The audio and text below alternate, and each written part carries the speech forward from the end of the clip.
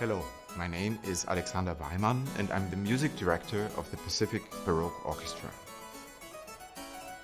I'd like to share some of the program details of 3 shows in our upcoming festival, and I will start with an organ recital. I was very happy, very grateful to be asked to play only Bach.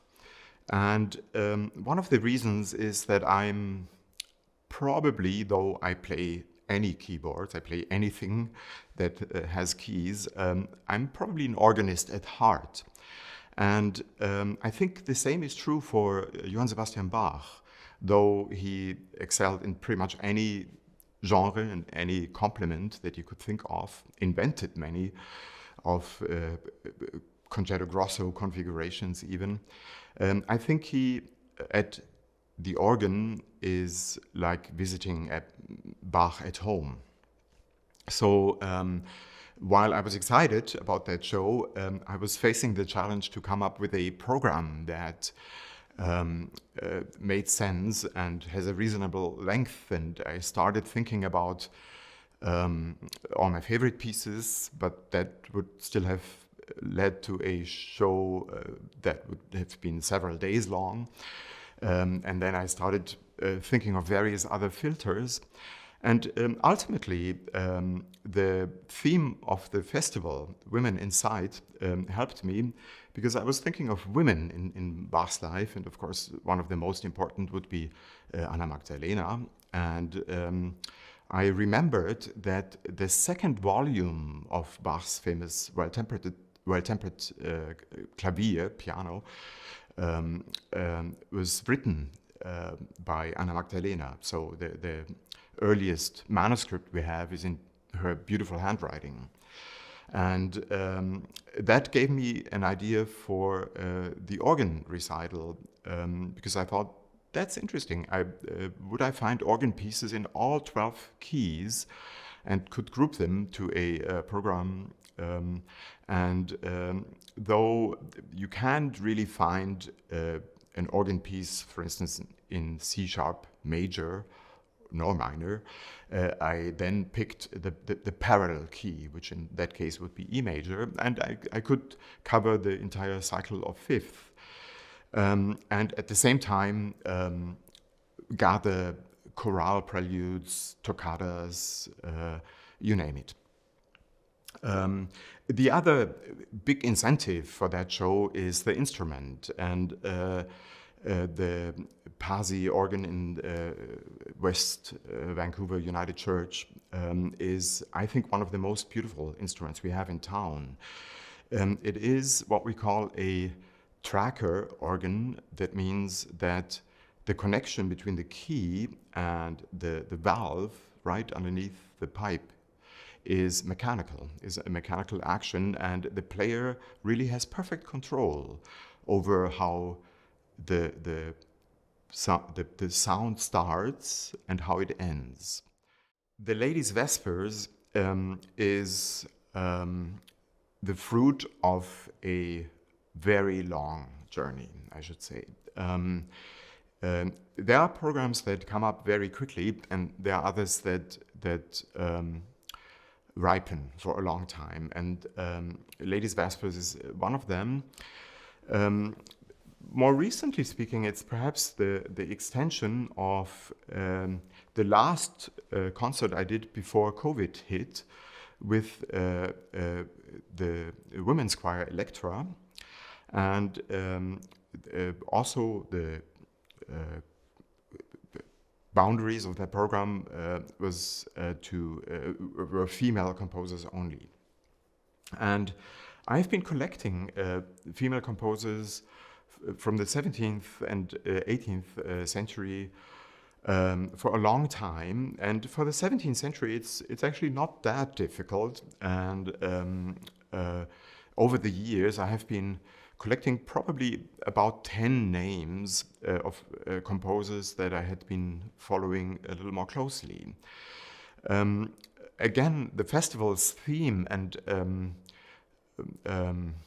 claim, if you want, inspired me to come up with something that's a little more encyclopedic and a little more comprehensive. For once, I wanted to stretch myself and see how many things I don't know yet, and also I wanted to collect and look at where I am standing in my knowledge of that. And the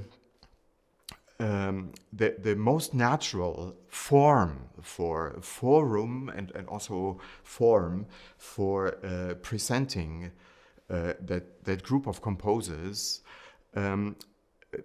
I felt would be Vespers. Why? With a little bit of research, you will quickly find that a lot of that incredible wealth of female composers in Italy is connected to monasteries. And while that may seem odd or even obscure from our point of view, it's again a very interesting story in social studies.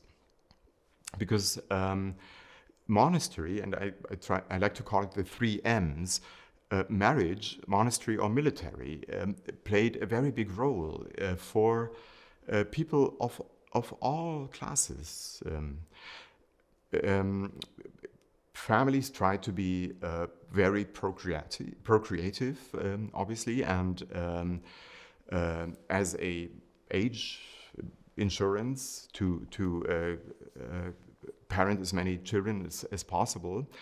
And only few, of course, of them that survived infancy to start with could inherit the family business, for instance. And if there was a second son, he would be given to the military, and a third one would be given to the monastery. And for daughters, accordingly, it would be just the monastery. So the same was true for many of what we call orphanages, like the one that Antonio Vivaldi had his work home in. And the education and the level of culture in those monasteries was very high, and so was the level of music making. So while it may seem sort of a niche to us now, at the time it was actually a center of music making, and as such even a tourist attraction. So people would travel to those monasteries and listen to the unbelievable music making they would find. Why Vespers? Now, the Mass, especially with the Eucharist, the communion, is something that requires a priest. So somebody outside the community, while all the services, the hourly services as they are called, Laudes, Vespers, don't remember the names, are really within the community. They are self-contained, if you want. And obviously, a lot of their artistic output was meant for those services. So the 15 or 16 composers, actually, Suzy Leblanc pointed out one composer that I overlooked, and those are the ladies that put together the Vespers, but it's also a Vespers in their choice of particular psalms and anthems and whatnot that is dedicated to female saints in general, but Mary in particular. And I found that important as well. The Roman Catholic theology understood that God reveals themselves as a team, if you want, and we know about Father, Son, and Holy Spirit, but you will say, wait a minute, if there's a father and a son, there's a mother as well, right? So the inclusion of Mary in that mythology, I'm saying, in lack of better words, is essential.